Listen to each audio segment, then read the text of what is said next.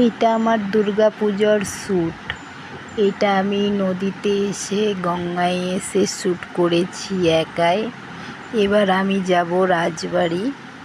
রাজবাড়িতে আমি কিছুটুকুন শ্যুট করব। এই শ্যুটটা দেখতে পেয়েছেন পুরনো রাজবাড়ি। এই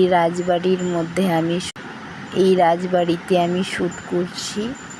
এই ফটোটা আমাকে একটা দিদি শ্যুট করে দিয়েছিল খুব সুন্দর করে, পুরো বাঙালিভাবে আমাকে ভালো করে, আমি তো একটা বাঙালি, আর পুরো আজ বাঙালি লাগছে। একটু একটু মুখে আমার হিন্দি কথা এসে যাচ্ছে, বাট দেখতেই পাচ্ছেন একটা বাঙালি শ্যুটে কত সুন্দর লাগে, মেয়েদের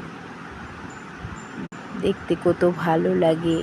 আর এটা আমার প্রথম ইচ্ছা ছিল যে আমি গঙ্গায় গিয়ে শ্যুট করব। তারপরে দুর্গাপুজো খুব সুন্দর কেটেছে।